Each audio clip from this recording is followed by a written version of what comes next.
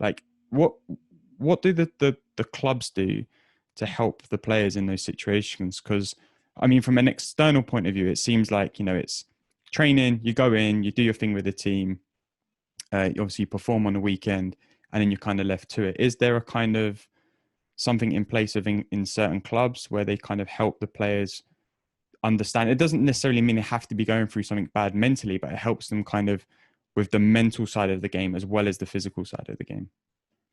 I think there's more. I think clubs are more open to doing that sort of stuff now. So I think there's more of that going on. Again, the thing is now that players are more open to talk about that now. Whereas when we were younger, so you're talking about Leon McKenzie. Leon McKenzie is the same similar age to me. We would not be open to talk about that because again, within our era, it was you don't talk about that sort of stuff. You've got to be strong. It's all about the strong mentality of this and that. And now it's a little bit more. You're actually stronger, actually admitting to that you're struggling. So yeah, I think it's more open now. So you see more people coming out and saying that sort of stuff. Again, it's with coming out and saying that you've got to be open to be helped as well. Mm-hmm. So I wrote about it in my book, and I wrote about how I left Leicester and went to Liverpool, and I struggled with that mentally. And again, people call it homesickness, but I was only 200 miles away, but I just couldn't. I was just out of my comfort zone. I had all my mechanisms around. I was born and raised in Leicester, so everyone was there. Yeah. Family, blah, this, that, around the corner. So I had all my friends there, and then I'd go to another city that it was just different, So, and I struggled in that sense, but they had mechanisms in place that could help with that. So they had player liaisons and all that. But again, you've got to be open to wanting to be helped. And I didn't know how to ask. I didn't know how to go to someone and sit down with them and talk to them about that sort of stuff. So I think we're more inclined to do that now. And I think the clubs have more mechanisms in place to help players when they're struggling in that sense. You look at Jesse Lingard, who's struggling with some off-field stuff as well. I would like to think, man, you have certain things in place to help the mental aspect of it. Because again, people say, well, he's got loads of money. Well, that's got nothing to do with it. No. It's got absolutely nothing to do. It probably makes it even worse. But again, you would have certain things in place that could help him with his struggles, with the mental side of things. Because he had a lot going on off the field, which was obviously having an effect on the field. Yeah. And is it as you were saying that there about Jesse and United, you'd like to think having something in place. It made me think about, I'm pretty sure it was Liverpool or it could have been England, because I remember Steven Gerrard talking about in an interview once about a sports performance psychologist that was brought on board.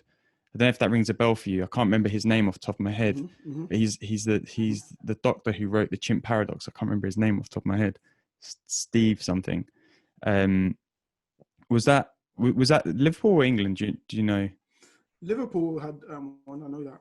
Yeah. And how was it? What was that like? I mean, I don't know if you were there at the time, but is that? I was more or less leaving at that time, I think, and that was new to us at the time. So I never really got the full aspect of that, to be honest. But again, that's something that would have been really good at the time to take you to that next level and really get your focus right, and really, like you're saying, trying to block out negativity and keep moving forward on a positive trajectory. Yeah, because I feel like a lot of it must be, even for me, like I only played amateur level, right?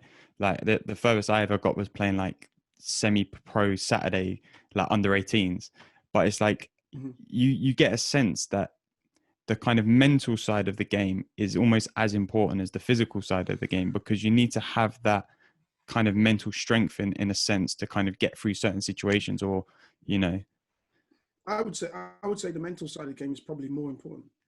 The reason I'll say that, especially at the highest level, we know the physical already. We've done that, and that's why we're there.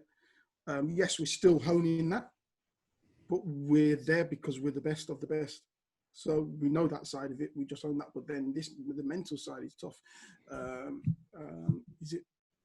What's the lad's name? There was a German lad, he's similar age to me, but he was the next big thing. And then he had a little bit of a mental breakdown. Again, it's the mental side of it. He was the best in Germany at the time.